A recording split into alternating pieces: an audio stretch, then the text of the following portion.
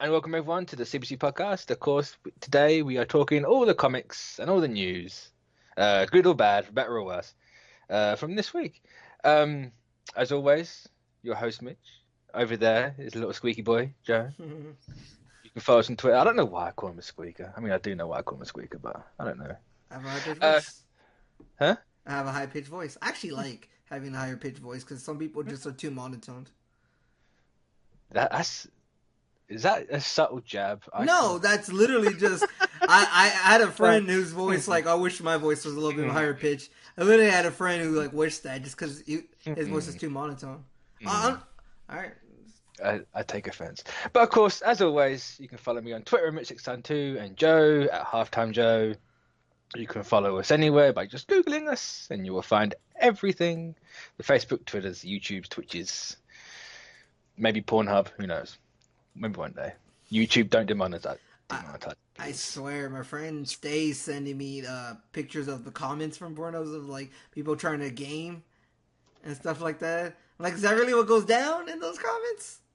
Yeah, they're weird. Trust me, I don't go to the comments, so I wouldn't know. I mean, you got to see how people enjoyed it, didn't you? No. Did you think it was Okay, funny? not lie. I deep it too wide on them. That was the funniest stuff. It's literally it's actually not as toxic as YouTube comments, but that's just me. No, it's not. That's the weird part. It's just like, huh, you would have thought, but no. Uh, Porn brings everyone together. Facts. All right, Everyone's always don't happy. Come, demonetize us, YouTube. please, just you know, YouTube likes porn. Let's be honest. But yeah, timestamps in the description as always for the most professional podcast on the internet. Um, but yeah, Professional. yeah. I broke ranks with the amount of topics Yeah, for it's this fine. Yeah, we have on six. on a rare occasion because Yeah. I not all of us have really spoken about it. I think it's probably best if we all did. Sure, Um, you can have a little thing about it, and even next week, if I'm, Tristan has probably hasn't been able to, so I don't know. We'll see. but yeah, of course, it's impossible to not know, really. Stanley, of course, has passed away, 95. Lived there's no really word to describe like his life. So I'm not even going to try and do it justice, really. Yeah. Um, it sucks. It'll always be remembered. You know, the dude's been immortalized a million times over. You can't. No, there's no way anyone ever forget him. You know. Well, one of my favorite things was people posting about like the different works that don't get enough notice that he did. You know, like where he remade the DC universe in his vision. And I was like, Yeah, oh yeah, I remember reading that was the. crazy. Yeah, I remember That reading stuff was about that. I was like, oh yeah, man, it's been such a long time, and it is one of those things where it's a lot of people's first reactions is to be sad, but I'm yeah, sure one of those things is he wants us to celebrate his life, and that's what we're all doing, right? yeah. It's just one of those where it's like you can't really be sad. Like I hate hearing people say that. Oh, you don't be sad, celebrate. It's like I kind of let me be sad, but it's Let the people whole feel whatever. yeah, like that. He should be celebrated. He shouldn't be like mourned, but he kind of can't help it. But the dude was still working till the day he died. Like 100%. his daughter came out and said like this is the last character me and him were working on, so he never stopped. Like despite how bad the last year of his life was to him. Yeah. Um, but he's up there with Joan, so he's back with Jack, with Kirby, with Ditko, who he also lost in this last year. So it's kind of I don't know. It's hard to think that we've or at least my lifetime anyway. I've lost. Well, I say we've lost like the old original guard. Like there's no more Kirby. There's no more Ditko. There's no more Lee. And you'll never get anyone like him. I know everyone says that, but you never won't. Like culture and pop culture will not be changed in the same way that those guys did. So, You know, where would we be and what would we have if it weren't for those? You wouldn't have Star Wars because no Doctor Doom, so Darth Vader wouldn't be Darth Vader, and that wouldn't be the same. Did Ultron affect Terminator? Probably. It was a couple of years before. A ton of stuff just wouldn't be the same. and it's So not it's even kind of stuff like that. Like, there's that too, but there's also how he's influenced. Like I'm sure there's people in politics, people who go to their jobs like sports, people in Oh, Hollywood who are there just because of some of the the mm, writing, the stories that Stan wrote in terms of empowerment and positivity, and just all that stuff. Like just it made different people feel special things and made them go on. One of my favorite things is always it's I guess cheesy but or corny, but it is the whole great power comes great responsibility. That's mm, one of those things that, as a kid, when you would read that or hear that, goes a long way to building a thing, and that's what Stan, I would say, always did. Right? oh He yeah, he yeah. was one of You those know, guys that not only did he write great stories for entertainment, but it was great stories for growth and stuff like mm, that for of a person and not just characters and stuff like that. yeah, and massive advocate for just basic human decency. Like people complain now about politics and comics, but you go back then and it's Stan's the guy that went against the comics code because like he's like no, a story without a message is like a man without soul. Like you have to have something there. And, it's crazy. Also, just to kind of like make um, he wasn't the stranger to throwing a bit of shade.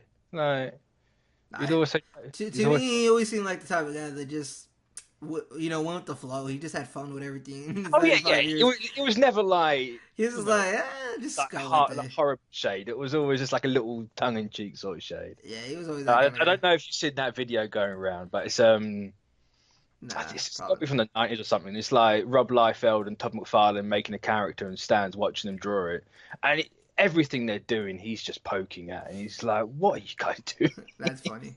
It's like, "Wow, you've made this in like 5 minutes. Like, you should maybe think about it a bit longer. Like, you can't draw feet. Like, why is this? Why is that? Like, how does gravity work with this guy? It's just so funny. I can't do it justice because it's got to be in Stan's Yeah, voice. And I'm not about to do an impression of. Chat definitely makes a point of like, we are currently streaming this on Twitch, and they say that we wouldn't.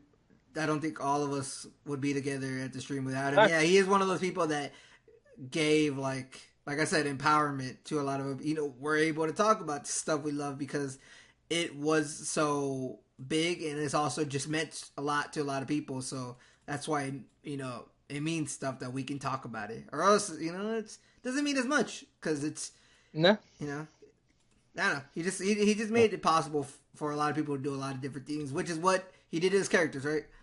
Yeah, absolutely, absolutely. So, I wasn't say harp on it, but harp isn't the right word for it. I don't really want to hang on this Sure, that long yeah. because it's a bit of a bummer. I just wanted to say my bit. I did get to We, shake his hand once. I see, didn't. that's I no, never made it a big deal because I didn't get a picture or anything like that. But I did get to shake his hand once yeah, when he was at a Comic Con. He was just yeah. kind of I walking think through. like no, 'cause I'm still processing this week. It really kind of hasn't sunk in. I've been fluctuating between Yeah, like it's happened, it hasn't happened, and I think probably one of the biggest reasons why is I never got to meet him. I never, there was never a con I went to that he was there or yeah. even going to a con. So it's like it's kind of hard for me to meet him, but it's what it is. Trust me, it was the only one time he came to a con here, and I was like, I'm glad I finally at least got to shake Mm, the guy's hand. Like that was pretty cool. mm. But yeah, he did a lot for everyone. Yeah. So yeah. So thank you, Stan. That's all Hmm. I'm gonna end it on. But anyway, moving on to something that's still not exactly lighthearted. Um, Wolverine and Hulk are going to be in a series together to take down Weapon H. If you don't know what Weapon H is, it's a character created by Greg Pak a couple of years ago. It is a Hulk and a Wolverine put together. It's a weird abomination of things that should never exist. Um, and it's getting a mini series in February 2019. Yeah, February 20th, 2019. So yeah, they're teaming up. I imagine and I hope they're going to be taking this character down and it's never going to come back because it doesn't deserve to belong. It needs to go. So like, please, can we get rid of this? It's a limited series launching in February 20th, 2019. Follow up, as you said, from the short-lived Weapon H new series. In February, Marvel will debut The Hope Marines, a three-issue miniseries detailing what happens when Logan and Bruce Banner's Emerald other half unite in order to take down the government experiment gone rogue. So yeah, they're just gonna get team up and take the guy everybody wants out. So Yeah, it feels like a little like no one's reading Weapon H. Let's try and squeeze a last bit of milk out of that cow. All right, let's just go straight for all four teats and get the last drop out. But yeah, it's what it is. I believe it's Greg Pak yeah. writing this year. Ario and Nidito, Mm-hmm. I think that's how you pronounce his name, is slated to draw the first and last issues. Oh, it's a 3-issue series. Yeah. That's what I said. Three. Oh, Yeah, it's a well, limited series. It's not an ongoing. It's basically, as you said, to just probably get rid of Weapon H. yeah. That's just really weird. It's I thought it was 5. I don't know why I thought it was 5. I should have read the article properly. I want. This makes me think of like, I wonder if DC is gonna do a 5-issue miniseries to get rid of the New Age of Heroes.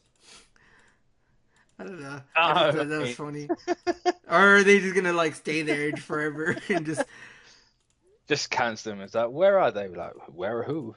We don't know. and I don't want to stay, I guess, on this topic too long because there's not too much about it, but it is one of those things where these companies create these characters, Weapon Age or New Age of Heroes characters, stuff like that, and a lot of times they just kind of cancel them and never get back to them. You're always wondering, like, I wonder whatever happened to them. But at least they're gonna probably give an end to Weapon H. He's not just gonna be randomly out there, and in 10 years, some writer, Donny Cates' like nephew, is gonna come in and write about Weapon H and how he's gonna help the Marvel Universe. His nephew. I don't know. Like, is this one of those things? Nephew, of all the people. I don't know. I didn't know who to think of, so I just said that.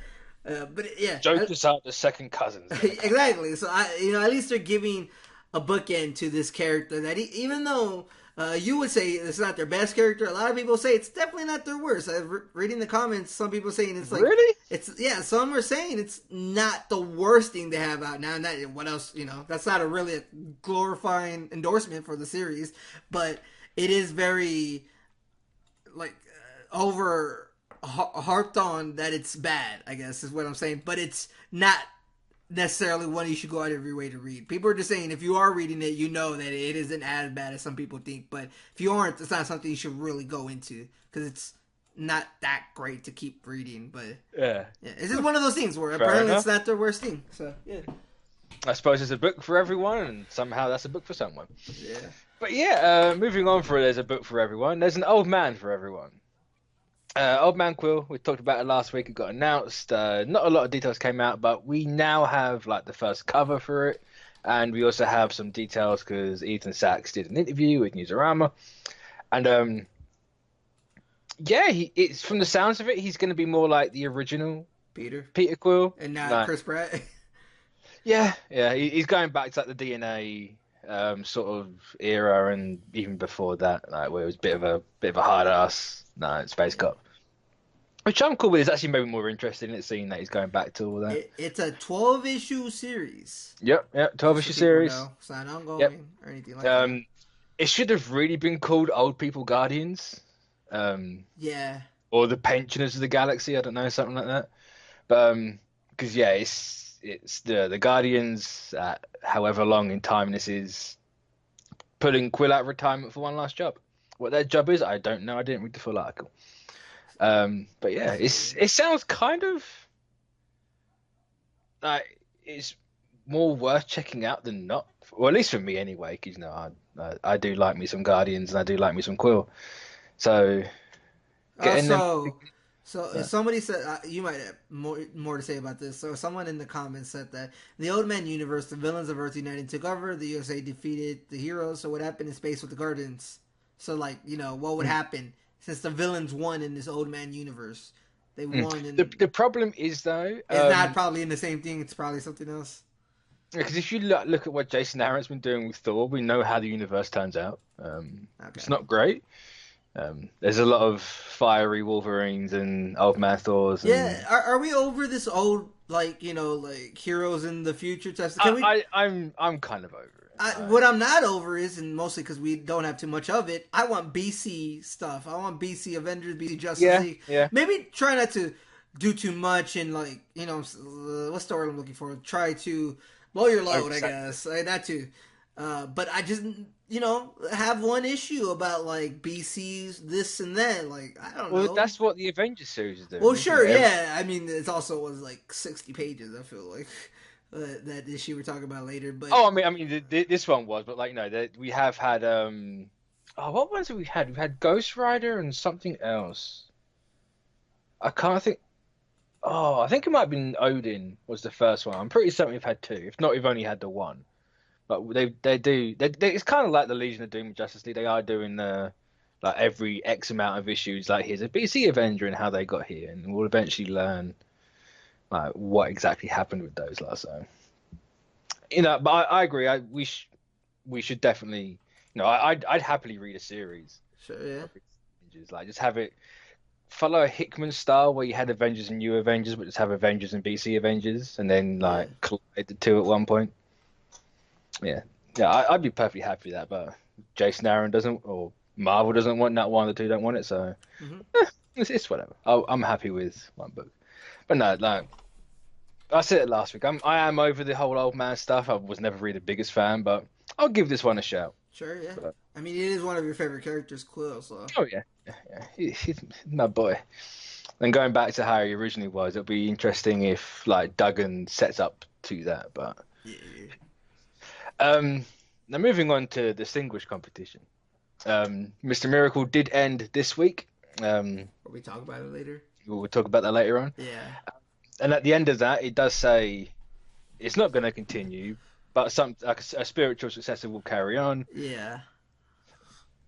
I think it was Tuesday. Yeah, it was Tuesday. We got the announcement of what that is before we even knew something was coming. But Female Furies is going to begin another limited series. Did I have to say how many? 6 issues. Yeah, so 6-issue limited series. It's going to be about the early days of Apocalypse and like the Furies and Granny Goodness and Big Bard. Awesome.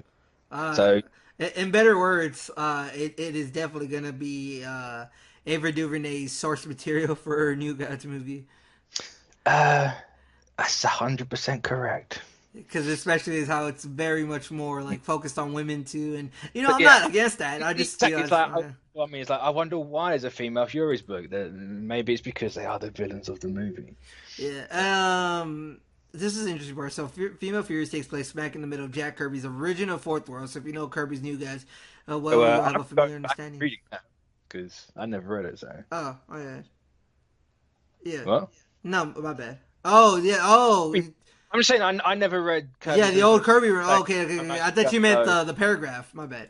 Oh no. I was just meaning more. Yeah, I would definitely recommend it. It's out there. There's a lot of. It's been on my reading list for a while, but I'm now ready to spend the next 3 years reading the Fourth World stuff.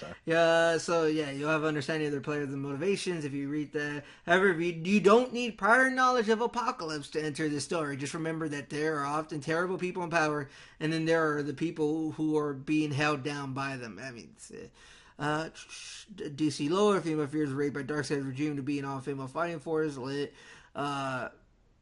What's the Marvel equivalent? What are they doing? A-Force. Is that what they're doing? They have a series for them, right? A-Force hasn't had a series for a while, but it kind of feels that's the Marvel equivalent, except this is more like bad guys, female villains in a way. Yeah. I'm trying to think. Has Marvel got anything like this at the minute? I don't think they. I think the closest you could probably get to this right now would be as Guardians of the Galaxy. Yeah. But it's not that close to it. It's kind of, but it's not. If there was an Eternals book out, I'd be like, well, it's just that one. Because no doubt when you get a book, it will clearly be about Cersei. I think we're probably going to read this, me and you. Oh, absolutely. I'm here for this. Yeah, okay. I'm on a... Mitch is like, ever since Tom King's Mr. Miracle, he's all about the New Gods. Like, that's his thing now. I mean, great. That's great. I'm going to make it my thing. I've said on here countless times, it's not like I'm the only person ever, but like, you give me Kirby and like... Yeah. Give me the weird and wonderful. I don't care. I just want... Listen. Just want the crazy crap. I'm all here for it, right? If Tom King's Mr. Miracle brought a lot of people more to DC... cosmic stuff like that, I'm here for it.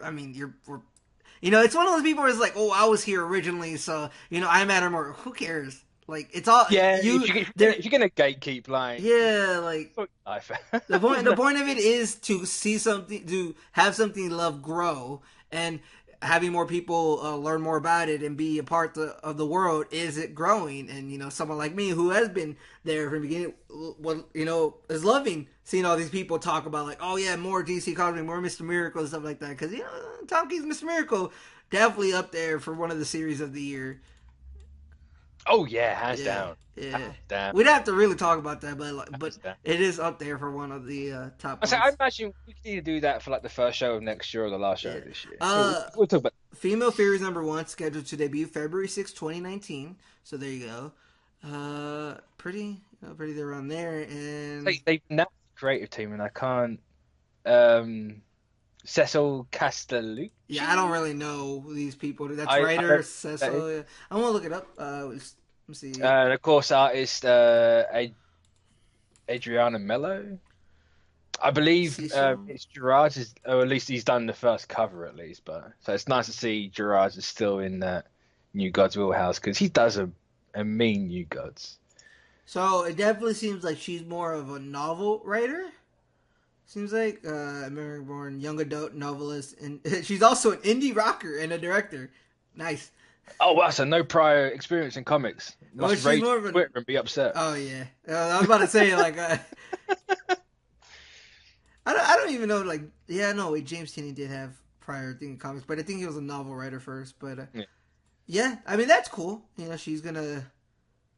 I say just don't balls it up because I don't know everything about the New Gods, but I will judge hard. Yeah, Hard. I mean, I think it's gonna be good. It's like it's anything with Kirby, I think already has this built-in thing of, oh, it's gonna be interesting, but now you just gotta make sure you don't have it fall off, right? Yeah, yeah. Yeah. You just don't lose the Kirby. Yeah, exactly. The wackiness of it. 'Cause- Exactly. So now you're playing with House of Money. Just don't mess it up. Like, that's all you really need to do. You don't have to do too much. I would say just keep how Kirby is. So yeah, I mean this is awesome. Especially good news. Especially it's I might have say been a while. it's also nice that Mr. Miracle did well enough to warrant them Yeah. pushing out another series for it. So if we can get like an actual New Gods run proper going forward, because we'll talk about Mr. Miracle later on, but I have several questions about that series. Mhm. But yeah, if we can get like a proper ongoing for it, that'd be fantastic. I'm all here for it. I was going to try and make some pronoun segue there, but I can't do it. Uncanny X-Men is coming back. We knew that, of course. It started literally this week with Uncanny #1, but that's a 10-part series. But then once that's done, it's going to still carry on from like 11 and 12. Matthew Rosenberg, who's part of the team on Uncanny right now, is going to be taking over completely by himself with I can never remember this guy's name, Salvador LaRocca. That's how you pronounce it. Think so. I'm not like I've seen his work before because he was on the Mac Fraction Iron Man run, but I'm not horrifically familiar with his stuff. But yeah, so if you enjoyed Uncanny this week, then no doubt Rosenberg was probably the main guy on that book, like Zub was on No Surrender and everything. If So you finished Uncanny this week, because 60 yeah, pages is a lot. if you managed to read through that like $8 behemoth that was Uncanny #1, I salute you. Awesome though, Cyclops is back. Still, yeah, of course. The big thing is Cyclops is clearly coming back in the pages of Uncanny. So spoilers, Marvel. Thank you very much. And that's kind of he kind of hinted at it already anyway. But yeah. and of course we have the first cover, which brings me a question because we also have the second cover as well for Uncanny 12 because that's 11 and 12. The first one has Devastation on it, and the second one has the Last X-Men on it. Yeah. And it's like, I assume they're just issue titles and not like arc titles because that's a hell of a short arc if it's only an issue. Yeah. It's cool. Like, hopefully, I'm not a massive X-Men guy. I find it kind of hard to stay invested in them unless it's like certain writers with specific characters. But I'm hoping Rosenberg can keep me on this one on like Astonishing because his Astonishing one lost me straight away. I couldn't keep up with it. So on the Marvel article or the article on the Marvel website, versus Uncanny X-Men number 12, Rosenberg does say like a quote like, "This is the fight to save mutant kind, the fight to restore their legacy, and this is the fight for their lives. This is forever." So, Hmm. with Cyclops coming back, yeah, Which is weird because we'll get to it in Uncanny later on, but that's what Uncanny is in issue 1. it always seems like that's what X-Men is. It's never not that. Yeah, Yeah. just like, okay, no, we get it. X-Men do what X-Men do. It's No. never not like somebody trying to wipe out the X-Men and they're trying to see all that. It's never Yeah, not I that. suppose that's just comics, really. I Isn't it? guess so. Someone's always trying to fight the Avengers. It feels Something's like always happening. it feels like I hear about that every year though, but I guess not. Maybe it's just like I haven't read X-Men in a while. I mean, when was the last big like X-Men event? Shush. I mean, when with the Cyclops thing where he wasn't really there, like that Yeah, that ish really got to me. It was them fighting for their lives and their future because the Terrigen was wiping mutants out. It's always, they always got to, poor X-Men, like they're always fighting for their lives, whether it be in comics or in Hollywood, like. And spoilers for later on. You would have thought with all that stuff, what happens in Uncanny number 1 would be like more hopeful. It's just kind of like, yeah. oh, maybe we should take this thing, but you never know. Yeah. But yeah, it's cool. People have been crying and clamoring for Cyclops to come back in the wild. I don't know why people want terrorists back. Like, I'm hard not on the Cyclops train, as you might guess from that. Yeah, we're pro Gene, right? Yeah, I'm just gonna watch that dislike bar grow very quickly. Cyclops is the one that everybody rides for, like X-Men, people who are super into X-Men. Like, I don't understand it. He's either like the personality-less Boy Scout, or he's a hardcore terrorist. The one thing I'm gonna say, I think why is because I think he's just been no better way than say shafted so many times. I mean, sure. I think people are just like tired of him getting the disrespect, even though he doesn't have a lot of like things to respect about. I think it's just the fact that he's getting disrespected that a lot of people. Yeah, I could maybe see that. Chat, explain Cyclops to me, because I know there's one guy in chat that's like a hardcore mutie. So explain that while I ramble on about something else quickly. But yeah, of course, Wolverine's finally getting back in the X-Men according to the issue 12 cover. According to Avengers or whatever the next. I was gonna say I don't know how this is gonna fit in with everything because this is not X-Men. Avengers must be way in front of everything. Exactly. I also think Fantastic Four's in front of it. I at the minute I'm completely lost. I say we talk about that one, the next news about chat tries to talk about how they like Cyclops because the next. Yes, I suppose it's still Wolverine related, isn't it? Wolverine and I keep thinking the original title. Wolverine Infinity Watch has been announced. I had to think about the date then, but of course it's February. Everything's February right now. The aftermath of Infinity Wars. Jerry Duggan is writing this, so his Infinity Wars is my last thing in the Marvel Cosmic side. Was a lie. Mm-hmm. This is like a longer epilogue, I suppose, or it's an epilogue series to it. Yeah. He's going to be setting up the new cosmic status quo and everything for that, like where the stones are going to be, how the cosmology is going to look, the landscape of everything. Clearly, Wolverine's tied into something heavily, as we'll get to it later with Avengers, but. No. He's kind of like the centerpiece of Marvel at the minute. Yeah, which is weird, but I guess it's weird purely because where is he? He hasn't got a book. He's only got the Return of Wolverine going on, which I don't even know. I don't see anyone talk about that. There's no ongoing series announced, but he's in everything. Remember when he was gone because he was in that, or he was gone like the original? Because we had Old Man Logan. Yeah, I know. But he was like stuck in that clay thing or whatever. Yeah, adamantium. Yeah, and then he comes out. The first time we see him out of it was that Avengers Avengers No Surrender. Yeah. Was it No Surrender? I thought it was Legacy. Oh no, you are right. It was Legacy, right? Yeah, it was Legacy. Actually, speaking of Legacy, I believe this is the end to Marvel Legacy. I'm certain I read that somewhere.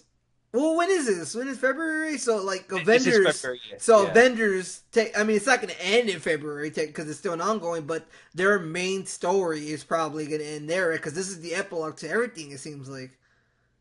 I shoot. I don't. I'm trying to. I read somewhere that this is that, or either that. No, I take it back. It's wrapping up the Logan Oh, well, thing okay, never from mind. Marvel. It's not the end of Marvel Legacy. It's wrapping up Logan's part of that. Even though Logan seems to be Well, Marvel Legacy at this point. it does say that in the article that this pairs Wolverine and Loki on a cosmic journey. So maybe it's both of their endings, or maybe Loki somehow ends up I mean, killing Wolverine again. Who knows?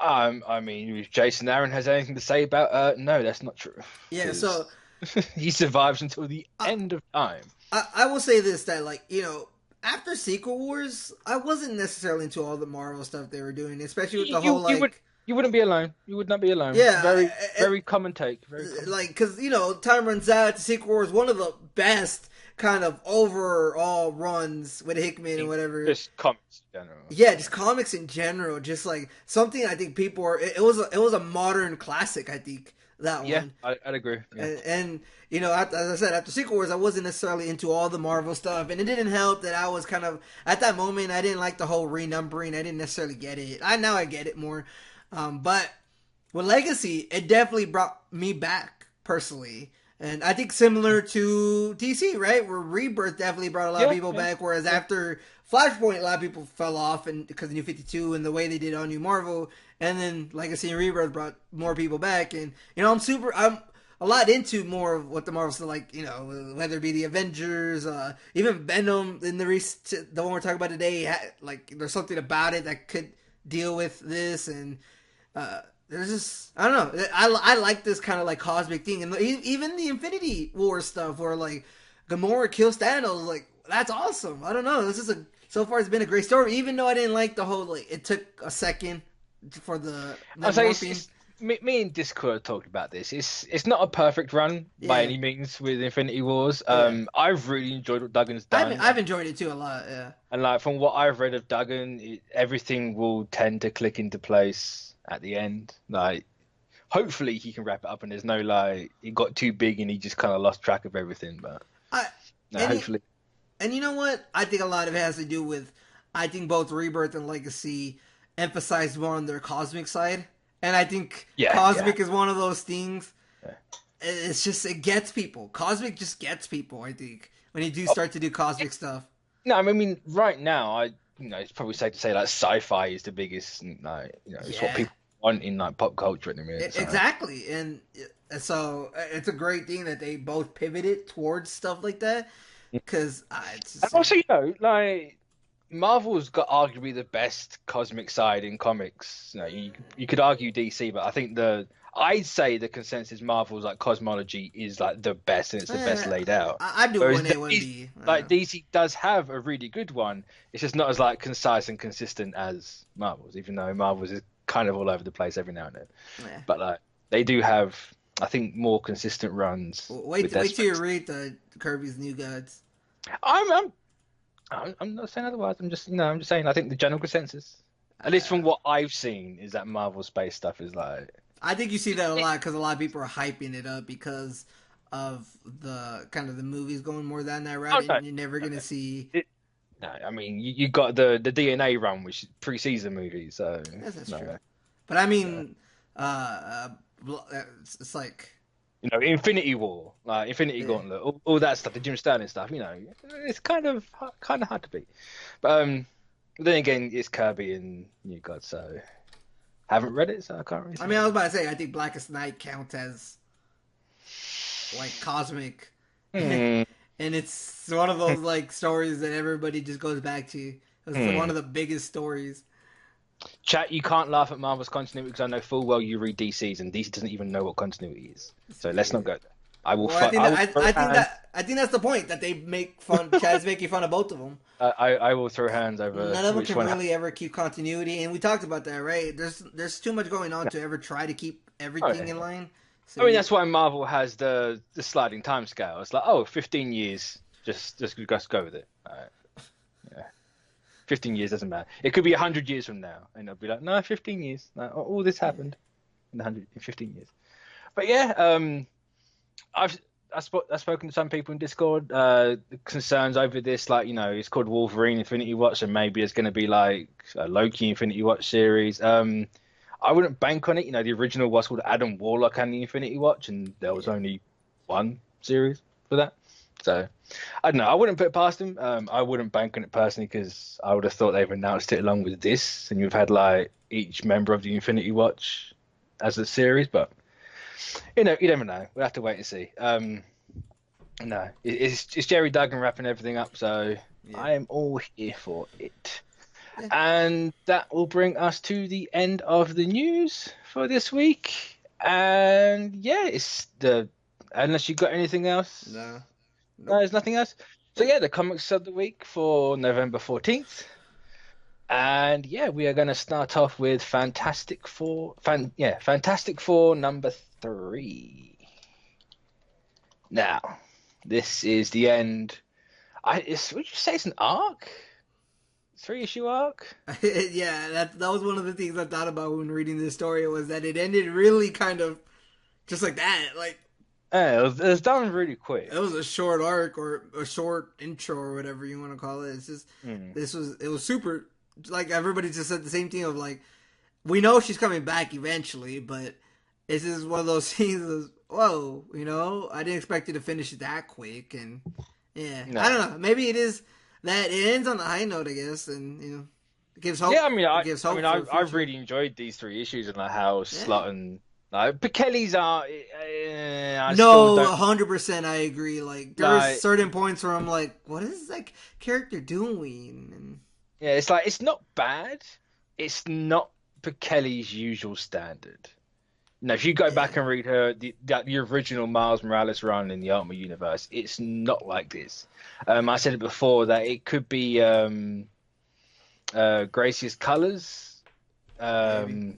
I don't think it is, but I think she's kind of like maybe been told to chip chop, pull her finger out, and get on with it. But I don't know. Something's definitely off about it. I don't know. I wouldn't mind seeing someone else take over. I think we actually are getting someone else to take over for a couple of issues just to give her a break because she's not that good with deadlines. But it what it is, it works. It's not horrific. It's not like it's going to offend your eyes or anything.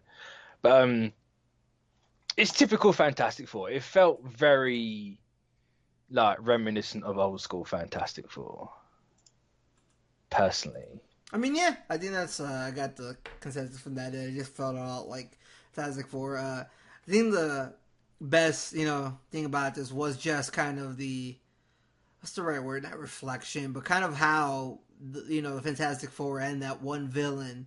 They're really two sides of a coin. What creating the four is all about creating and Yeah, building. yeah, I thought yeah. that's cool, and she's gonna be back eventually. Oh Yeah, yeah, I so mean she's a cosmic entity. That Slot's just gone. I made this, yeah. so she can't die. She's not really a thing. She's just gonna come and go as she pleases.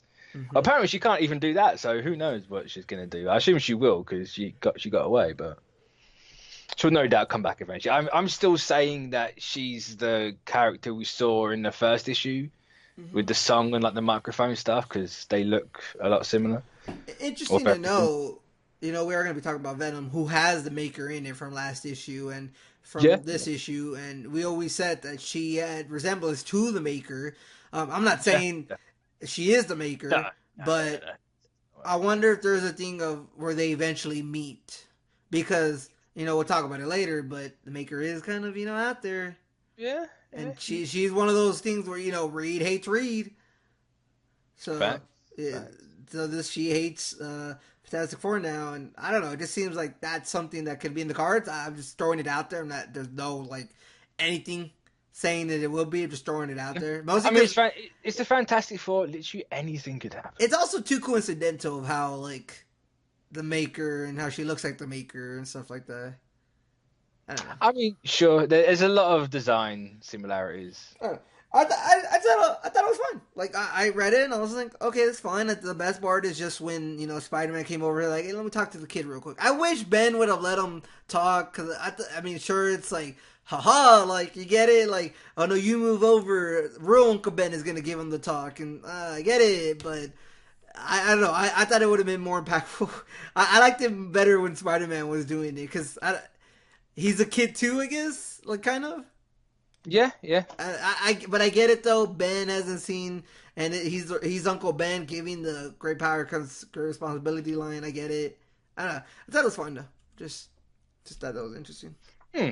No, I've really enjoyed how it's done it. You know, it wasn't like all focused on the fight. Yeah, yeah. See, chats about that was hilarious. I don't know. I was really liking it when Spider Man was giving the kid because I thought the kid looked up to Spider Man a little bit. I don't know. Oh yeah, Franklin and Spider-Man, they've got that relationship. So that's why I thought it would have meant more. Maybe I don't know, but I guess comedy. There it is, and yeah, that is the one thing, right? Where the fight wasn't the main thing; it literally was the background. Because Reed is like, everybody hang back. Hey, how's it going, family?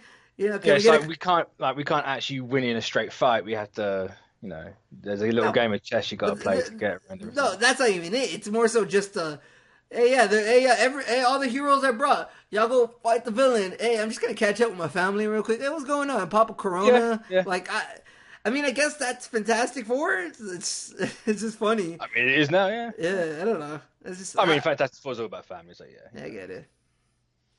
But yeah, no, I really enjoyed it. I'm Yeah, excited I to see agree. where it goes, and I'm excited to see Ben and Alicia get married. Is it Alicia? Yeah. Oh, the most gut wrenching. You already know what the comment would say. The most gut wrenching thing is who wouldn't see it. Them get married for the first time ever. What? Stan is not gonna be able to see them get Oh married yeah, for the yeah, first time ever. yeah, So sad is that was the yeah. most gut wrenching comment I saw. I was like, come on, man. Like, Yeah, it's. I mean, you'll get that every time this week, when yeah, when something big happens, yeah. yeah. So did you see what Trank tweeted out Yeah, about? that was super sad too. Yeah, I got it's just like, super sad. oh, And it's everybody in the like. comments was just like, it's a studio, and it's like, yeah, it probably is kind of his fault, but I mean, you know, it's kind of half and half, but yeah, Stan would have just have loved seeing them on the screen. Like he yeah, would have cared about the quality. If he didn't like it, he'd never tell you he dude, didn't that is like it. 100% one of the saddest things I saw was just Drake Yeah. saying he found him. Oh. And it's just like he's been holding that movie for so long. Dude, Like that still hurts him. he's Like, never gonna get over it. It's one of those uh, just clouds that is over you. It sucks, but I hope Trent comes back.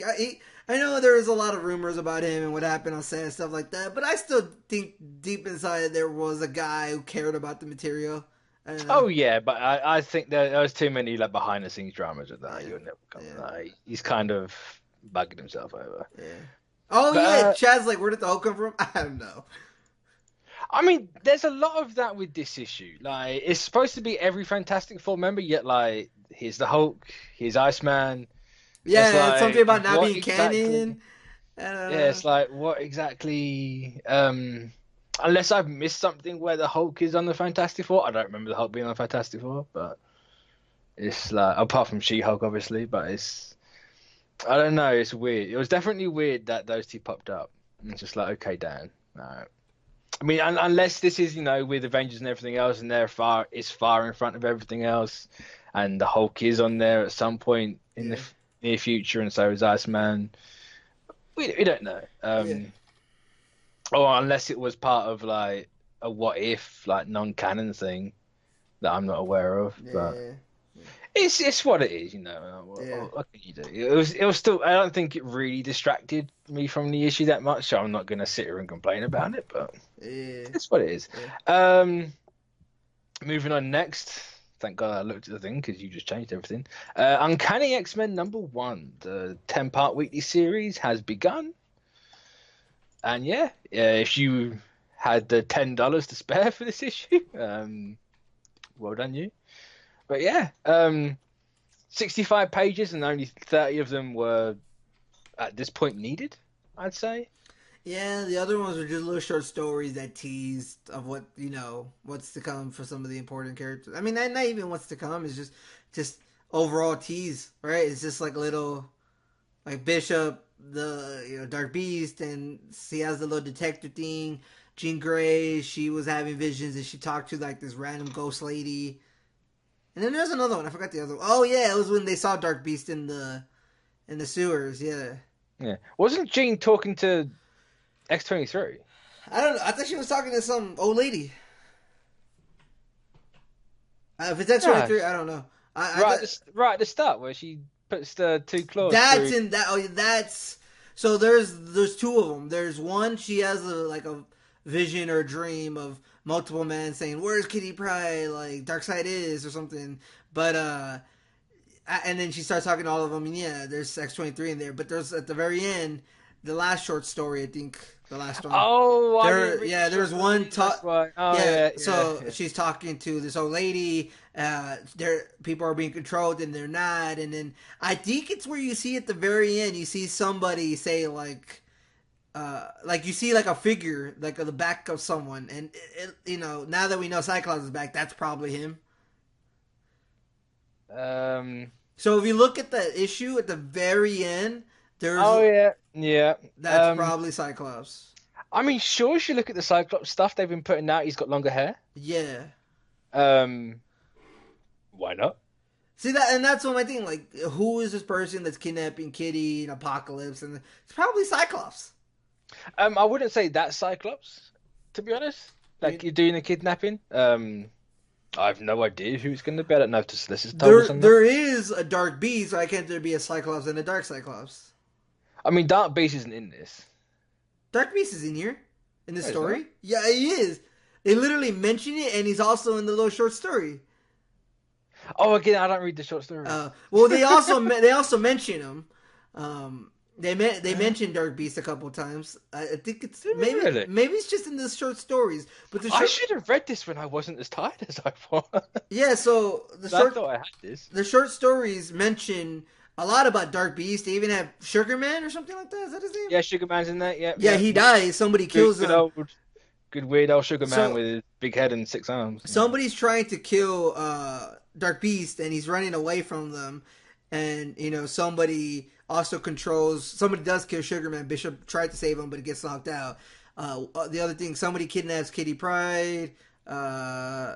Yeah, we know about the Apocalypse, Kitty yeah, Pryde thing yeah, because and she then falls out. She falls out the jet and then she wakes up with the politician guy in Apocalypse. yeah, and then at the very end, somebody is controlling all the people at this coffee shop that Jean Grey's at, and Yeah, then yeah, somehow they all fall down, and then what was it? There's like a figure just appears. Like we go to go into a panel of just like somebody's back, and it looks like Cyclops. Like it just looks like Cyclops. He might not be kidnapping people like Kitty Pryde and Apocalypse and the Senator, but he might have something to do with the whole Dark Beast story and stuff like that. I'm assuming. I wouldn't be surprised. Again, I don't think he's doing a kidnapping thing. I Yeah, think I it's don't. Yeah, he's more probably like, not doing the yeah. kidnapping thing. I'd imagine the whole Cyclops bit is more like a Where's Wolverine like they did at the start of this year with everything, like a No Surrender and all the other books, where it's like he just appears in certain places. And I hopefully they'll flesh it out a bit more. So, but all this has told me is I have to read the short stories, so I should have read the full 60 odd pages for this. Yeah, I mean the short story is just more so like like I said, it had Dark Beast and Sugar Man, and then something's happening. Some crisis, I guess, or something. Whatever this is what Bishop said. Yeah, something's Okay, going on. there's always I mean, something. as we said earlier, it's the X-Men. There's always a And like we crisis. said, it's Cyclops returning, so it's probably Cyclops. Yeah, Yeah. yeah, yeah. But of course, Jamie Madrox, Multiple Man, he's gone all loopy. Um, don't know what. I don't know if I'm gonna have to read Rosenberg's Multiple Man issue, Yeah. like his run now. Chat, if you've been reading that Multiple Man run, uh, let me know if this ties in any way, shape, or form. If not, I will throw hands at you later on. But yeah, it's. I don't really. I That's don't know fine. what. Yeah, I mean, yeah, it's fine. It's not bad by any means. It's very much an X-Men story. It's very much like every other X-Men story. It does feel kind of been here, done that. Especially with the whole, there's a cure for mutants out there. It's like I've seen that a lot, and I've seen that a lot. I feel like I've seen that a lot recently as well. Um, were they doing that in the movie? I know they did it in X3, but I'm certain there was one In the first one, recent. isn't there? Or in X1, where I No, think it wasn't in X1. It was in X1 they were turning people into mutants. because they did it to the center bloke, and he turned into the water and just like disappeared on the floor. Oh, that was like Magneto's crew. What they were talking about, like, Yeah, but they did have a cure because I remember Rogue like stepping out saying like, "There's a cure. I want somebody to cure yeah. me." And Cure was at the X3. no, but it was also X1, I think. No, there wasn't a Cure in X. Yeah, there was because I think the senator wanted to cure people, and Magneto was all like, "You want to, us to turn into you? Yeah, Why don't you turn into yeah. us?" I mean, sure, he might have wanted to do it, but the Cure was in X3. Oh, The sure, yeah, Cure the stuff cure happened like on actually X. happened. I just remember specifically in X1 where Rogue leaves and wants to go get the cure, and Wolverine ends up on that train to go get her. Mm, mm. I don't know if anybody's with me on that I chat, but remember that. To be honest, I haven't watched those movies in years because they don't hold up. that's just kind of like all I remember about it. Yeah, I remember certain parts, but not all of it. But yeah, it's I kind of feel like Tom Taylor should have been on this as well. But then Sure. again, that's four writers. That's too many cooks in the kitchen. But I don't know. I think everyone did a good job, like catching on the voices. Mm-hmm. Like I don't think I can sit here and go, oh, this is Rosenberg. Oh, this is God, who else is on this book? I can't remember now. So Kay Thompson. This is Ed Bryson. Like I couldn't tell you which one's which. Kind of like how No Surrender was, and hopefully No Road Home is as well. But Mm-hmm. I like these 10-part like these weekly event stories that they're doing. No. Sure. So Yeah. it's all cool with me. So if it's a decent start to the issue. Obviously next week we'll talk about the second part because it's like one of the biggest things right now. So yeah. Moving. What's our third one again? I can't. Is it Venom? Mm-hmm. Yeah. So Venom number 8. Of course. The maker, as you mentioned earlier, had kidnapped not Flash Thompson, Eddie. Eddie Brock. That's the one. They're identical to me. Like, They're as both the white book guys, as I the book guess. likes to point out, they're not the same person. One is far better than the other. Yeah. And if you're an Eddie Brock fan, sorry, Eddie Brock even thinks that Flash Thompson is better. I think this. I think if you're an Eddie Brock fan, I think this is great because it gives. I feel like it gives more character development for Eddie. Yeah, I can say it definitely feels like Brock's kind of becoming a better character with this. Yeah, especially there was that whole thing of like how he went to his dad's house trying to seek a home or something like that or whatever. But yeah, that was the major point in this was it was just funny of like yeah, you Venom liked Flash more than me like or than Eddie. Yeah, That was yeah. the major Apparently, point. everyone liked Flash more than Eddie. Yeah, that's exactly what he said too. So, He was just more capable of it than Eddie and stuff like that too, and yeah, more prepared for it. And I did love that moment of when, because I guess the maker says that they never really die a symbiote once it's connected to a host or whatever. There's still like a part of it that's left, so it can give yeah. information to the hive. I did like that. I think that's a new thing. I think that's fairly new Oh yeah, for yeah. Donny Cates. Like, Everything that happens in this run that you're kind of like, I'm not sure if that's new, it's is new. probably new, yeah. So I like that aspect about it because it makes sense, especially what Kate is building up, how there's a hive and whatnot, and it leads into a great little panel or page of just Flash or whatever the resemblance of Flash was like. Let me take over for a minute and I'll help you Oh out. yeah, where it turns into Agent Venom. Yeah, I thought that was Like, great because yeah, that was cool. yeah, that was great. And everybody who I saw in comments and stuff like that, wow, like this is great.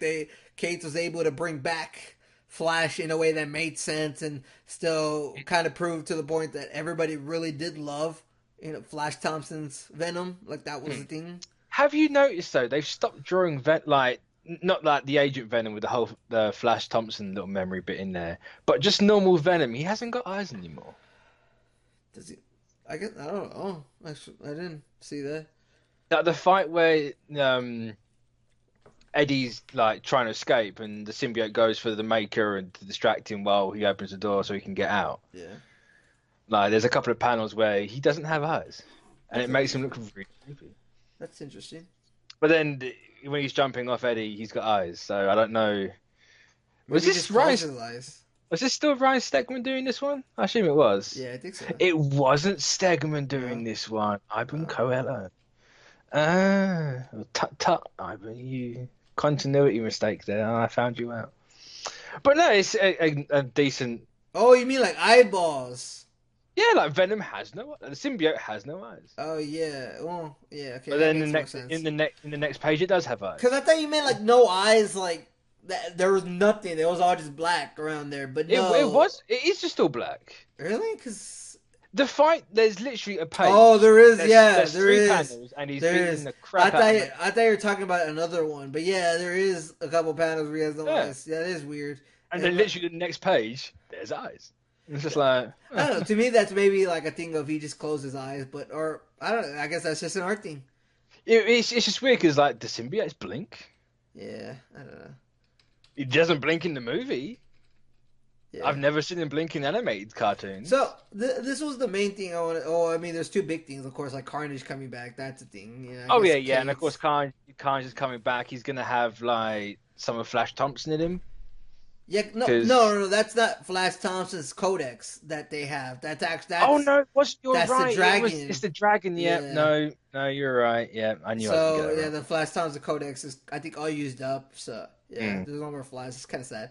But yeah, I guess Khalid's gonna get a little bit of that, and I mean, he just looked like Red Skull in that one picture. I was like, Yeah, because Carnage is a weird one for symbiotes. He's more of a mutant yeah, because he bonded with the blood of Cletus Cassidy, and like it's all. That's why he's red and not black. And, yeah. like the black stuff on Carnage is the symbiote. The red's all blood technically. So leads me into the biggest part, which to me is the biggest thing, is that the Maker is kind of just like surveilling everything happening in the same universe. Like, Oh yeah, yeah. He's so doing Thanos died, the Spider Man. What is that? The Unseen. yeah, you got Unseen, you got Galactus and Silver Surfer. I don't know who that is above I thought it was Galactus. Loki, but I mean, it could be it Loki. just looks like Loki. And I thought Yeah. it would be Loki because we do have I think two. They do mention Loki in Avengers and what he did and stuff like that, and I thought that was him. If you would have saw maybe I the mean, stones in the back, maybe that would have made it more. yeah, I don't know. I just because it looks like one of the Morlands from Spider Verse to me, Oh, like one of the old like Victorian, yeah. Edwardian looking people. Just look like Loki. It might not be that. You could very well be right with Loki. I'm not 100%. That's the only one kind of throwing me. Apart from the atom in the bottom left, Yeah, I'm like not sure what that means. The Atom. unless it's like the stones because they're six, but I don't know. Yeah. The Atom one was the only one that turned me off. Of like, what does that mean? I would have thought that they would have the Maker would have had like Fantastic Four coming back or something. Like something would have like all there's major stuff that happened this week, right? I thought it would have had a lot of what happened this week. Yeah, For yeah. some reason. I all I can probably guarantee you is this is going to fit with the Kate's code. If the Maker doesn't appear in Guardians, I'll be shocked. One thing we see this with Cates a lot.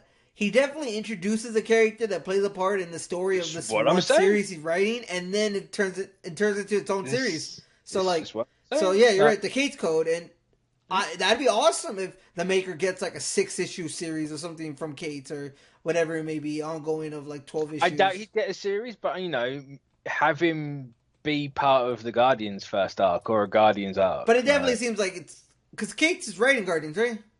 Yeah. Yeah, so yeah, then that makes sense. I would have liked it if it would have been that, but you're right. Having him be in Guardians does make sense if Cates is going to end up writing that. And Especially, he's looking at like Galactus and Surfer and Thanos. Like, there's a lot more cosmic scene, yeah. that on the screen. I don't really know what the Spider-Man have to do about this, but Spider-Verse, I guess, right?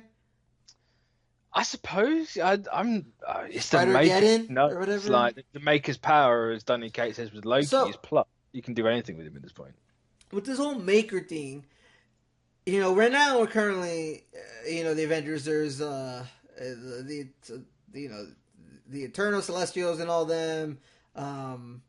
You also Loki's like there, Wolverine. I guess Fantastic Four have whatever that character. I forgot that character's name, but the point I'm going to here is that it definitely seems like the Maker could be one of those big things eventually. Oh, yeah, like, yeah. like talking they're gonna about have an Entropy? event. Yeah. Okay. Yeah. Was it Entropy or whatever her name Yeah, was? yeah. The So, Griever. I don't know. It just seems like, as we said with the Cates Code, right? Like this could be a thing for an event like in a year where I wouldn't be surprised if they say they're gonna have some Guardians thing and the makers in the center of everything.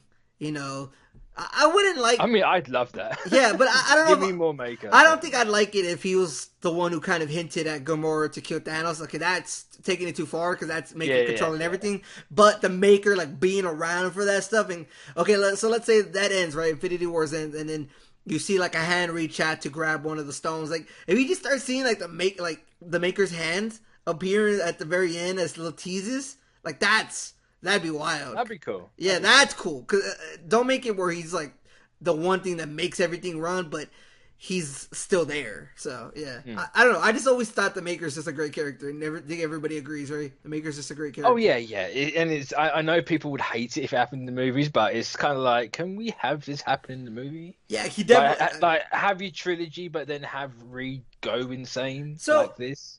This could be a thing now, right? Because like if the whole thing goes through, still I know they're still making it go through, and it hasn't officially happened, but it could be a thing, right? They're gonna have the rights to the characters. Happen, yeah. So I mean, I guess we'll talk about it in the post show about like how, would it be good Reed and in an alternate universe Reed becomes the Maker, or is it the Reed we see in the movie, stuff like that. We'll talk about that later. But yeah, Venom's just been going great. I know we were disappointed in Kate's because of Death of Inhumans, but Venom's still rocking it. I say Kate's had a bad week last week. He definitely came back with this, Cosmic Ghost Rider finished up as well, which actually finished and had a good ending. Every now and then you're gonna have a goose egg. Yeah, you're gonna have your test of faith. Yeah, we had one last week. It was the first one, so hopefully we're back to normal now. But speaking of being back to normal, it's not normal in the slightest. But because I assume we're finished with that issue now. Yeah. Mr. Miracle number 12 is the conclusion to Tom King and Mitch Gerard's run of their vision for DC, which is literally the only reason why this book exists. So whoever greenlit Vision, thank you. Just gave us Mr. Miracle in the end. But yeah, I'm kind of lost. Right? Yeah, you're not the only one. So I saw one of the favorite things was somebody in the comments I saw a comment like somebody saying about after reading this, like, are we all just gonna not say that we all understand what's happening? You know what I'm saying? Like that one guy was really lost. Here's my take on it.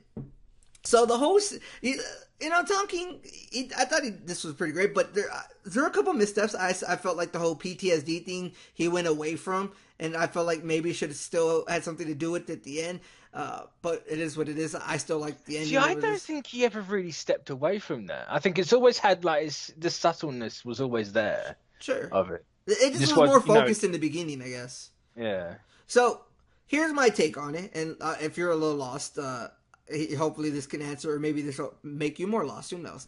But my take on it is, we started the series saying, or the question was, can Mr. Miracle escape death? Right? That was the whole thing, and Mr. Miracle's whole thing is he can escape anything. It doesn't matter, even death, or he can always escape everything. And throughout the whole series, whether the war is going on, eventually has a kid and such, and Darkseid to finding the kid, his father dies, his brother dies, and he's the High Father now, yada yada yada.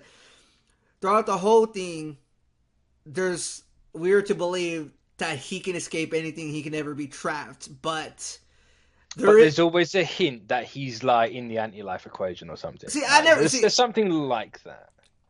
Yeah, but and that's what I think this is, right? That this whole series he is trapped in the anti-life equation. See, I don't know. That's right. He's always like, that's the one thing of like, he's always been in the anti-life equation, even from the beginning. Like his whole story of how he got here was just his like memory of it, because there is at some point in this issue, this finale, where he says he sees everything in the past and he sees everything in the future, and it all makes him feel so insignificant until he realizes that it really doesn't matter. What only matters is then and there. But it makes me believe that he's always been in it, just because they talked about how he can never escape, but there is one place he can't escape, right? It's happiness. He doesn't want to escape happiness. He wants to stay happy. Right? That's the one thing he can't escape, happiness. This is a weird thing, and I don't even know if Tom King initially is going for that, but that's my take from it, is that... I'm saying it's an interesting take on it. I honestly don't know if I can agree with It's a little weird. Yeah, it's a little weird. It's a little out there of a take. I get it. Yeah. I say I think... Oh, I wouldn't say it's out there. I think it's a legitimate take on it. Because I think it's supposed to be open-ended. It's kind of a bit like Inception. Like, exactly what I was thinking. Are they not? Exactly what I was thinking. It's kind of like, what do you want to get out from it? Like, do you want him to be in it? Or do you want to think he's got out of it? You think then he's got out of it. Do you not want to be out of it? Then he's still in there. Yeah. The bit to be honest, the bit that threw me the most was when Metron came along. And he's like, oh yeah, look at all the heroes. Like, look at this universe. It's like, is this I thought this was canon. No, I never thought it was canon. Did they always say it was canon? Yeah, they said it was canon. So it's like, I was all fine until that moment. And that's kind of when I was like, is it like, has this all been real? Has it all been real? So, to me, that question of is it a canon or is it not canon kind of opened my eyes a little bit, because as I said, Scott's whole thing was he was seeing his past, his father's father, and he was seeing his future, his kids, and whatnot. And it all just made it feel less, kind of less important. It all made him feel less important. And as I said, it isn't until he realizes that all those things don't matter. What's matter is what's here now. And that is kind of my thing with canon and stuff about something can be canon, something cannot be canon, but whatever it is, it doesn't really matter. What matters is what exactly you're reading, because a lot especially nowadays, we always talk about like, is this canon to this story, is this not canon to this story, how does this matter in the whole universe? And I even mentioned I'm even at fault times for saying that, because one of my things is, why are you going to write a story if it doesn't really matter to the whole canonical universe that you're building at the moment? But the thing is, though, they've referenced the War and Apocalypse in other issues, and like Granny Goodness's death in other stories as well. Yeah. So it's like, it must be in there somewhere. But that's my point. It doesn't matter if it is. I mean, it doesn't matter, but like, in the grand scheme of it. But I think for the story, it kind of does. And I don't think it does. If everything we've seen happens in canon, then like, I don't know, it changes how it plays out. But see, in my opinion, I don't think it does matter, because there is that one moment where, in the last issue where Metron appears out of nowhere, is like, you did it, you whatever, he did this whole little monologue, and then you won, congratulations. Yeah, exactly, right. And then he shows Scott like this other universe thing, and it's like the Justice League and whatever. But then there's one moment where one of the characters talks to Scott and talking about that universe that Metron showed to Scott, saying that how is any of those crisis continuities any more real than what's happening right now with you and your kids? It may be not. It might be. Who knows? Who cares? Like that, I don't know. I just think that's the whole thing Tom King's trying to get at. Like, it might be canon, it might not. All this continuity stuff and whatever. Who cares? This is a story. I just realized the whole Metron thing was last issue, but I read them both back to back. So I'm like, but that's just my whole point of like, okay, it's all about the central thing of what this character is about. I don't know. That's me. Maybe I'm looking too much. And I love this kind of stuff. I love going deep into stuff. And like, to be honest, what you're saying does make sense. Yeah. It kind of it fits very well, personally. I just don't know. I don't know. There's too many angles this thing can go. So okay. So I thought of something else when reading this. So it very, especially this last issue, it was very similar to Superman's story for the Man Who Has Everything, where Mongul appears and gives this like infectious plant to Superman or whatever, and Superman is in this state, where he's having a vision or dream of everything he could have wanted, like Krypton stays alive, his father's alive, his mother's alive, whatever, yada yada yada, and then he has a son and he's lived his life and whatnot. And then he has to decide to leave, right? He decides that he feels that it does matter. It does matter the outside of like what's real, what isn't, because even though he did live, that's still one of the saddest moments where he lived a whole life. We even talk about it with the Infinity Wars, right? Where Doctor Strange and Captain America, they lived a whole life together. That's real, you know, like Yeah, that. Even yeah, though that isn't real, it's still real to them. yeah, And yeah. to That's a good way. Yeah, that's yeah, a the Black good Mercy, one. yes, Okay, chat. okay. So yeah, that was something, and this was just the complete opposite. Where Superman decides, of course, he wants to leave because to him it does matter, but to Scott it doesn't, Yeah, and he doesn't want to leave that happiness because to him, the happiness it feels is just as great. But to Superman, even though the happiness was great, it isn't as great as the real thing. You know, mm. where that's just the difference between both characters. Where I thought Superman did a selfless thing, and Mr. Miracle, he was selfish in his own right. And who's to say he's wrong for being selfish? He wants to be Oh, happy, right? absolutely. Yeah, He wants yeah. to be happy. To me, I don't. There's just so much you could go on about it. I would love to hear Tom King talk a little bit about it eventually. Oh, I'd love to talk to Tom King about Yeah, it. I just Absolutely yeah. love Cause, to talk. and this is why it's probably up there for one of the series of the year, just because there's Oh so yeah. much you can go into and how deep it is, and you know he even makes So jokes I on Twitter suppose, and stuff like, like I that. suppose it doesn't matter like what you get from it. You know, that you've got the right answer. I suppose Yeah. it's like it might not be the same as what you're saying. It So doesn't matter. It's still right. whether he's always been in the anti-life matter, or whether it's just the anti-life equation, whether he's always been there or it's only in the final issue, because even if it is just the final issue where he's in the anti-life equation, you could kind of tell he's still in it, because when Barda Yeah. says like Darkseid is like, I know, I can't escape. He's like, can you? It's like he says he can, but he doesn't want to. I was gonna say the way because all the characters in this final issue they talk from both perspectives. Yeah. Of that love, he's still in it or he's not in it. It's just like, but then again, you could say that Tom King's just saying, you can have PTSD and depression, but you can still live happily in it. Yeah. So and It doesn't yeah. have to drastically affect your life, and you haven't got to be always unhappy. You can be quite happily in that sort of a life. Yeah, I just kind of ended off. I just really loved Tom King's answer to can Mr. Miracle escape everything was he can't if he doesn't want to. You know, Yeah, he yeah. always escaped everything because he wanted to. He Mm. the one how does he not escape something? How does he get contained? Where there's a possibility he doesn't want to, where there's something enticing enough for him to want to stay. And they mention it throughout the whole, like even with the Metron stuff and whatnot. It's just like, now what was any? I want to get it exactly because there was an exact quote that Metron said that I thought was interesting. So I don't know. Kind of last thoughts real quick before we just. I kind of want this to be the movie, but I kind of don't. I think it might. I think it might be too much for people. But I mean, at the same time, No. it might be because I showed Inception to my pops a while ago. He never finished it. It just was too much for him. He's kind of a simple guy. He doesn't like anything to be too deep. He just kind of likes things to just happen. And we're very different. I like things that are simple. I like things to be more deep, in my opinion. But here's the Metron quote. Let's see. Okay, one sec. But yeah, so that you're right in the sense that it would be cool as a movie, but it could be too much for some people, even for regular like people who know about this stuff. Is like, okay, this might be a little bit too much. Okay, here it is. You've slain the devil. You've seen fear, embraced fear, mastered fear. You've seen love, embraced love, been mastered by love. Challenge the unchallenged. You dared the trap of death, and you escaped. Now it is time, my son, time to look into the face of God and here you choose to take your bow.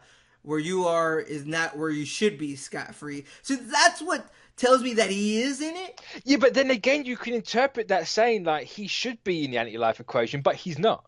Yeah. You can look at it both ways. And I think that's kind of why this series works. It doesn't matter what way you come up. Exactly. That's what I said. I said that like 3 times now. It doesn't matter which way it is. Yeah. It works either way. It doesn't matter. You don't need to know. You know.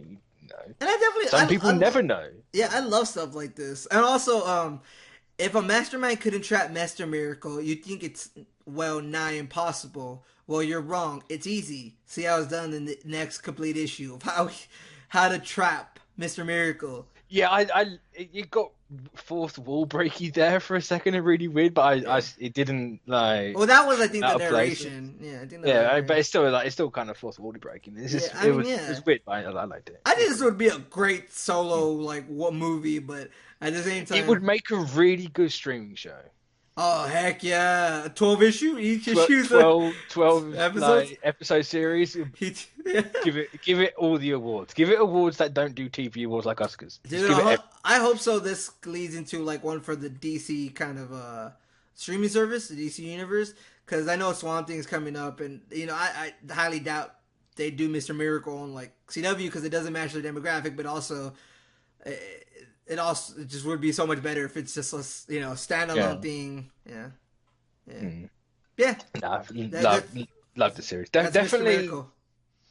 I I'm not sure if it's definitely the strong contender for series of the year. Yeah. I'd have to like actually look at everything before I make that assumption, but I Yeah. think it's looking like it's got it, and that's That's 2 years in a row for Tom King that's if it Mister is the case. Miracle. So. But yeah, moving on to our last one. It's another massive issue. Avengers number 10 or 700, whichever way you want to look at it, because both answers are right, just like Mr. Miracle.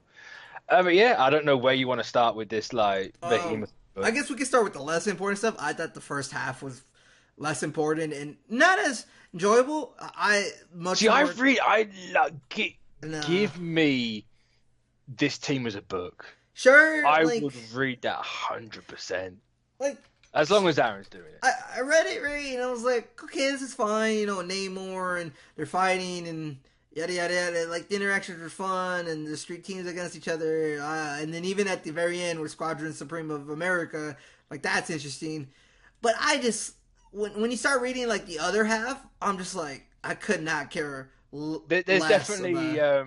two demographics it's appealing to in this issue. Yeah. It's like, look, you got the more international stuff, and then you got your giant cosmic stuff. Yeah, that was the stuff I really want. So we'll talk about that last, So, I guess. But yeah, there's. How does it feel? Because when was the last the Squadron was here? Right? I swear they had a series, like a the mini series. Squadron, it hasn't been that long. This is definitely kind of maybe not reinventing them slightly, but it's tweaking what they were, I believe. It was all new, all different Marvel. I think they had one because Yeah, sure. Hyperion Yeah. was on that lineup when they were first teasing that, so they definitely played a part. It didn't last long, but they played a part. Oh yeah. Interesting. This is Avengers 700, so that was like a big thing. Probably why it's so long. Yeah, that's kind of why I said like, it's either 700 or 10, Yeah. depending. Right. It doesn't matter which one you want to go with, because both are right. But yeah, I think Aaron's definitely setting up that there's going to be a lot more teams around the world going forward. I mean, that only makes sense for whatever's coming, Yeah. right? Everybody's gonna want to be prepared. America, the Yeah. seas, But Russia. it'll be interesting if the Avengers, like, because I assume the Avengers aren't going to be America because you have the Squadron Supreme of America, which is kind of funny because they are a play on Justice League or Justice Society and all that. So I assume that the Avengers are going to be just the Avengers, and you obviously got the Russian ones here. You got the Squadron.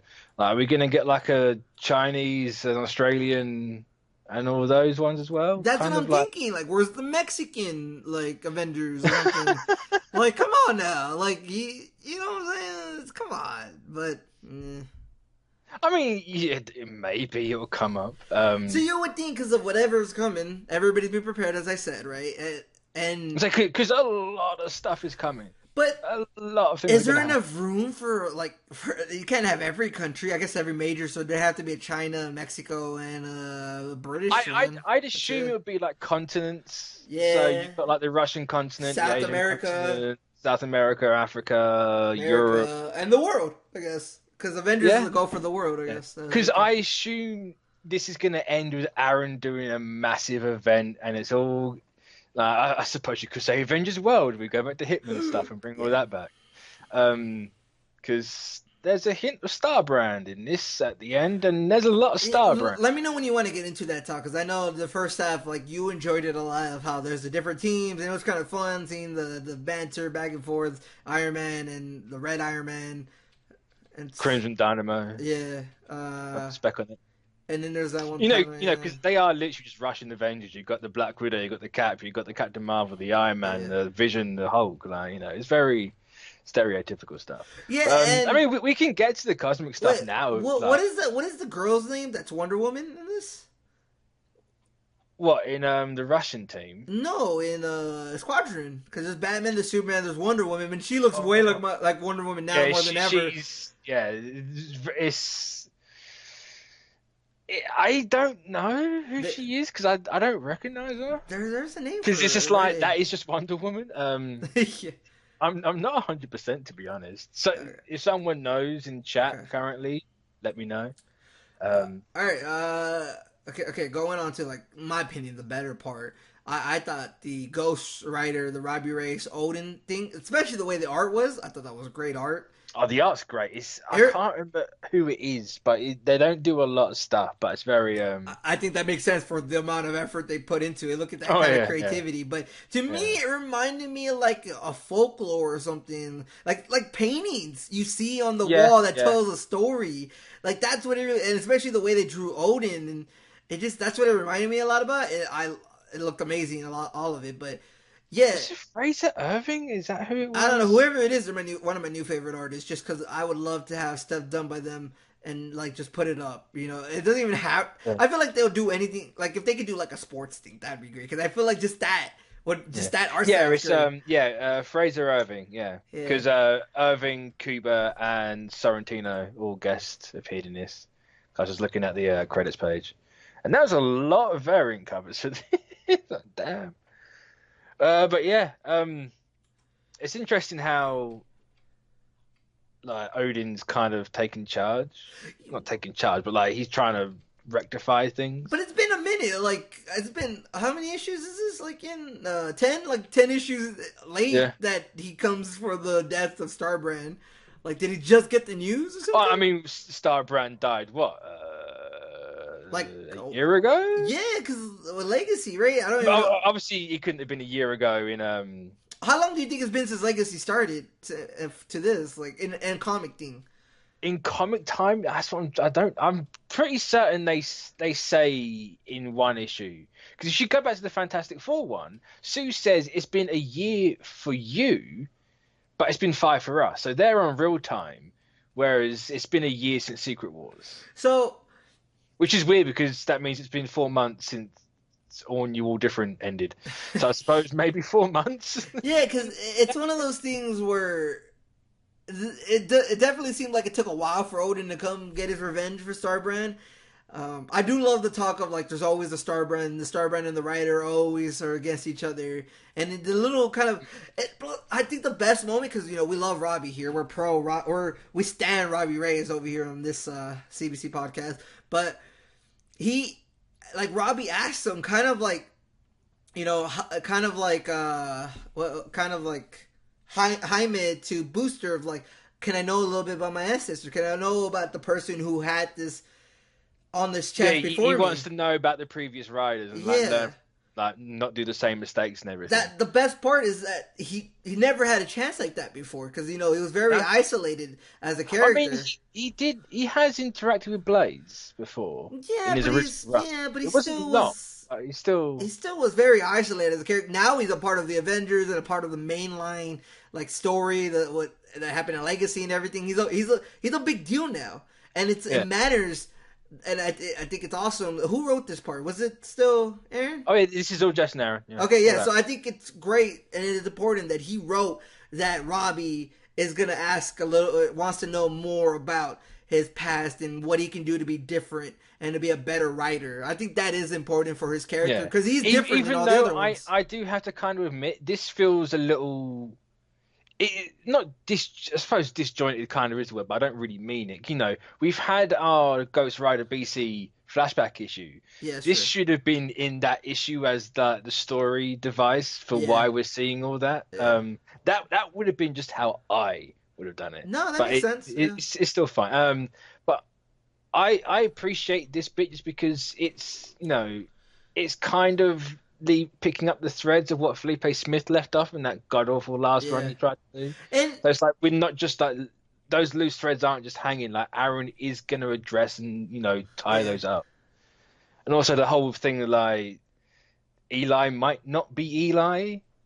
That one might just be a big load of bollocks. Yeah, that's probably a retcon, And but like the car's kind of gone quiet. that's I okay. really like all that. Like, Yeah, I like that the cars kind of got quiet a little bit and stuff like it's just like, that. oh, Yeah. Odin's back. Like, oh God, hide. I'm not a talking car, I swear. But Yeah, it's just everything about the whole Ghost Rider meeting with Odin, almost like an uncle he hasn't seen in a long time, who's gonna yeah, say like, "I remember your father," or something. It's kind of like that. Like that's just how it feels like. I don't really know what to make of that one panel that has like Odin and the fires, and it has the BC Avengers. I think it's just the way the artist drew it that kind see, of. I don't know about those because It has it's like monkeys and like the it's joke. like Is that Dracula?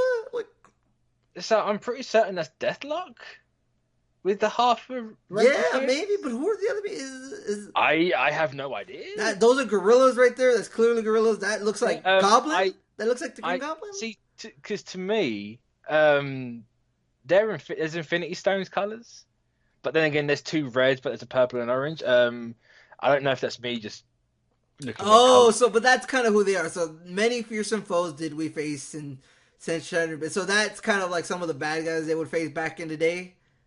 I mean, yeah, but then Deathlock's a really random one. I mean, if that is It's Deathlock, I don't know. I mean, it's Deathlock. It looks like exactly like I Deathlock. really like the way the artist drew the BC Avengers, where Odin and Black Panther is just like a Also, shadow.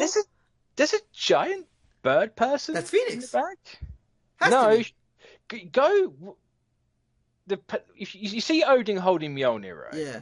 If you go to where Mjolnir is and go up, there's a shadow of a bird person in the Yeah, background. yeah, that one. Not Okay, yeah, not Phoenix. Phoenix is right behind Odin. yeah. That's interesting. That's Though. probably just another one of those bad guys. And one of Oh the yeah, things I'm gonna like is if slowly old villains from BC Avengers start returning. Like maybe not all of them, but that would be cool. That'd be cool if that and that's how it all ties in, and that's how the Avengers learn and how we learn all the see, secrets I'm trying to and hide. to Be me cool. it seems like it might go down this road. Probably won't. I'm probably way off. But so Odin's gonna tell Robbie, like basically sit him down and tell him the stories of Legacy and BC Avengers and all of the villains they fought and whatnot. And somehow one of the old villains is gonna return and kill Odin, and the only person who's gonna be able to tell the Avengers that is Robbie. And he's gonna. Yeah, It yeah, just seems like that's a route they could take. It's stuff you've seen before. yeah. It's not like I'm just picking it out of my head. It's stuff we've seen before. But I like yeah. how Odin is just like, oh, you got experience, and like, in what? In killing Starbrands. Like, you might not have wanted it, but you're experienced in that now. Yeah, can we just say the way the artist drew Ghost Rider with the mammoth, that was amazing. Like this Iron Yeah. Fist, like all of it's just amazing. The Black Panther's a shadow, yeah, I dig it. I dig all of it, and then even Well, it's not I don't think it's a shadow. I think it's, Black Panthers are black, and the lighting of that panel because it's just supposed to be him wearing the pelt. oh yeah, I guess so. Yeah, So it's just that you can't really do quite often in comics blacks are just there's no like shading or anything on it. It's just black, like black hair would just be black, so clothes would just be black, and I it's all, I slowly hope. I hope it's that soon that happens where like a villain returns and Odin dies because oh no, Aaron's gonna put a Snyder on this and drag this out yeah, for a good because reason. one thing I want to see is more interaction of Robbie and Odin and kind of like this familial relationship they're gonna build. And because there was that one moment where he's like, Odin's like, I thought you said this chariot was fast, or it goes faster than this, and then he's like, this is Avengers fast, and he does, there is a little things where they're starting to like each other a little bit more and understand a little bit. And I just would love to see that a little bit more so that it matters more when Odin dies. Because at this moment, if Odin just dies, it's like, oh, I just met the guy. But if he learns a little bit more, and then he's invited to family feasts or something like that would be cool. I know it is. Yeah. This just makes Robbie a whole lot more important. And I like it. Yeah, chat saying like what other bird people are there in Marvel. Yeah. Just going back to that bit quickly, it could, it might not be, but the whole like fraternity of raptors from Infinity Wars, I can't Dark Hawks, whatever they were called, can't remember. It might be. That's just one thing that would make sense to me, but. Well, it could be someone completely different. Who knows? I doubt it's like a BC Vulture because that would be weird. Oh yeah, and then this kind of the other one, Blade, is coming back. That's cool. Like, Oh yeah, Blade's coming back. The whole who's the next Avenger thing they were teasing a while ago that never really came out, really, yeah. because there was no articles on it really. Um, Blade, yeah, as you And said, Blade then is the next one. the most important part was when Wolverine comes out of nowhere, he has a phoenix, and Yeah, clearly, I think this is Aaron going, look, Wolverine has hot claws because of the Phoenix. so. Also, this is connected to Thor because Wolverine has the Phoenix. But what is So, that splash page all about? Man-Thing has Mjolnir. There's Frank yeah, Castle with a sword. Iron Fist in the top, like fighting ninjas. I think Namor with hammerhead sharks and Moon Knight with zombies, mummies. this is very much an Aaron thing to do. Aaron did it in the Thor, in The year Mighty starts Thor strong. 700, where you had a little glimpse at the Yeah. next year of everything. I'd assume Is this, this it? yeah, this is his little peak. You've got the Hyperion with Capture at the bottom. They're You breaking got it. the Yeah. you got the Russian bear guy. I can't remember Who's his the name. guy with the black and white face? Malekith. That's who it is. I knew it, but I was like, I can't tell. It feels different. So yeah, Uh, of course, because Aaron's doing War of the Realms. and That's this going has to be a something to massive do event with that's it, doesn't coming. it? Well, They say they. I'm pretty certain War of the Realms is going to encompass a lot of books because Earth is a realm, so we But have to go they do forward. say like there's gonna be a war or something like that, or kings, and I think they say even realms or something like that, and it just feels like this is gonna have something to play with it. But the thing, so that's all the. Is that Starbrand? His like when All the hands yeah. reaching up. So the what, 1, 2, 3, 4, 5, 6, 7. The 8 hands reaching up are star brands. So That's probably the most interesting bit to me. Like, yes, you got Man Thing holding what's actually Mjolnir, even though we know Mjolnir's not around anymore. So that's a weird one. It's Starbrand isn't usually more than one person. There's only a no, Starbrand. but see So, that's the okay. So it's usually just one person who's Starbrand, right? A time. yeah, See that the thing I'm getting from it is that there's been 8 Starbrands and there's gonna be an 8th one or whatever. I don't know. possibly. I suppose we could be looking at the history of Starbrand because we kind of have to get a Starbrand back because, as I say, we're gonna need it because Loki and Wolverine just pissed off the Celestials Yeah, by yeah, yeah. breaking the deal. Which I like seeing Celestial. It's nice to have them all in a lot of stuff recently. I appreciate that, so thank you. It's almost like they might be in the movie. I don't actually know for sure, but they might be in the movie. Yeah. But yeah, there's a lot of stuff coming. As you said, you've got Knight Frank Castle. Maybe that's a weird world thing because that's very reminiscent of what Zub's doing with Champions. Moon Knight's got like the March of the Dead or something. I've heard that's what that's called. I don't Yeah. know what Man Thing's doing. That one baffles me. Yeah, It's with like where did you? Mjolnir, yeah. Yeah, it's like where did you get Mjolnir? Iron Fist is doing things with the hand like ninjas. Namor, I suppose we're at the Namor point right now, and we'll find everything else out later on. But yeah, there's a lot of stuff in this issue as we've been talking about it for like what 20 minutes, something like that. But yeah, there's a lot of stuff in here, and a lot of stuff is coming as well. So it's gonna get pretty crazy. Yeah. Yeah, and a lot of people are saying like, oh, no. I honestly think Wolverine has the hot claws for because of the Phoenix. I think it's kind of there's no other reason why, but then again, it's weird because Charles Soule is doing the Return of Wolverine run that's supposed to address that. Yet we know why he has that without Charles Soule even finishing that run yet. But Mm-hmm. it's what it is. It's cool though. Yeah, I think unless you got anything else you want to add to Nah, everything. I'm good. Yeah. No, you're good. Great. But that will bring us to a close of this Yeah, it was a long one. Sorry, guys. long But show. some people like the long ones, I guess.